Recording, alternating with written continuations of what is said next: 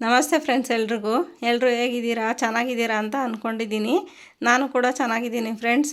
ಇವತ್ತು ಭಾನುವಾರ ಒಂದು ಮದುವೆ ಫಂಕ್ಷನ್ ಇತ್ತು ಫ್ರೆಂಡ್ಸ್. ಅದಕ್ಕೆ ಹೋಗೋಣ ಅಂತೇಳ್ಬಿಟ್ಟು ಬೆಳಗ್ಗೆ 5 ಗಂಟೆಗೆ ಎದ್ದಿದ್ದೆ ನಾನು.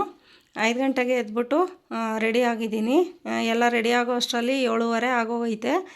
ಇನ್ನು ಇಷ್ಟೊತ್ತಾದರೂ ಸೂರ್ಯ ಕೂಡ ಹುಟ್ಟಿಲ್ಲ ಫ್ರೆಂಡ್ಸ್. ಸೊ ತುಂಬ ಚಳಿ ಅಂದರೆ ತುಂಬ ಚಳಿ ಇದೆ.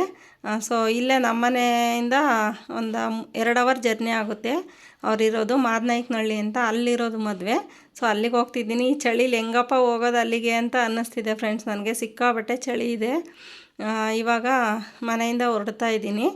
ಯಾರ್ದು ಮದುವೆ ಏನು ಅಂತಂದೇಳ್ಬಿಟ್ಟು ಇದರಲ್ಲಿ ವಿಡಿಯೋ ಹಾಕಿದ್ದೀನಿ ಫ್ರೆಂಡ್ಸ್, ನೋಡಿ. ಯಾಕಂದರೆ ಕೆಲವೊಂದು ಸಲ ಏನಾಗುತ್ತೆ ಅಂದರೆ ವೀಡಿಯೋಗಳು ಫೋಟೋಸು ಅಷ್ಟು ತೊಗೊಳಕ್ಕಾಗಿಲ್ಲ ನನಗೆ. ಚಿಕ್ಕ ಪುಟ್ಟ ವೀಡಿಯೋಸ್ ಅಷ್ಟೇ ಇರೋದು. ಜೊತೆಗೆ ಇದೊಂದು ಚಿಕ್ಕ ವೀಡಿಯೋ ಫ್ರೆಂಡ್ಸ್, ಇದು ಒಂದು 5 ನಿಮಿಷದ ವೀಡಿಯೋ ಅಷ್ಟೇ. ಸೊ ಎಲ್ಲರೂ ನೋಡಿ ಸಪೋರ್ಟ್ ಮಾಡಿ ಅಂತ ಕೇಳ್ಕೊತಾ ಇದ್ದೀನಿ. ಜೊತೆಗೆ ಯಾರೆಲ್ಲ ನನ್ನ ಚಾನಲ್ನ ಹೊಸ್ದಾಗಿ ನೋಡ್ತಾ ಇದ್ದೀರಾ, ದಯವಿಟ್ಟು ಸಬ್ಸ್ಕ್ರೈಬ್ ಮಾಡ್ಕೊಂಡು ನೋಡಿ.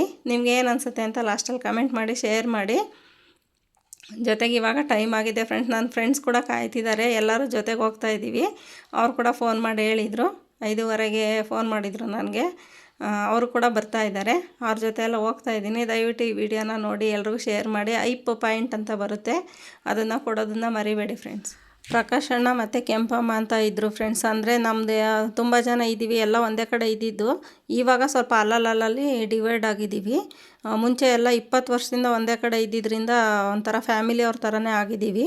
ಸೊ ಇವಾಗ ಫ್ರೆಂಡ್ಸ್ ಜೊತೆ ನಾನು ಹೊರಡ್ತಾ ಇದ್ದೀನಿ. ಅವರು ಫೋನ್ ಮಾಡಿದರು ಎಲ್ಲರ ಜೊತೆಗೆ ಹೋಗೋಣ ಅಂತ ಹೇಳ್ಬಿಟ್ಟು. ಹಂಗಾಗಿ ನಾನು ರೆಡಿ ಆಗ್ತಿದ್ದೀನಿ. ನೋಡಿ, ಈ ಥರ ಸೀರೆ ಬ್ಲೌಸ್ ಕೂಡ ನಾನೇ ಸ್ಟಿಚಿಂಗ್ ಮಾಡಿದ್ದಿದ್ದು. ಸೊ ಆಲ್ರೆಡಿ ಒಂದು ಇದಕ್ಕೆ ಉಟ್ಕೊಂಡು ತೋರಿಸಿದ್ದೆ ಈ ಬ್ಲೌಸು. ನಾನು ಯಾವ ಥರ ರೆಡಿಯಾಗಿದ್ದೀನಿ ಏನು ಅಂತಂದು ಹೇಳ್ಬಿಟ್ಟು ನೋಡಿ ಫ್ರೆಂಡ್ಸ್, ಯಾವ ಥರ ರೆಡಿಯಾಗಿದ್ದೀನಿ ಅಂತ.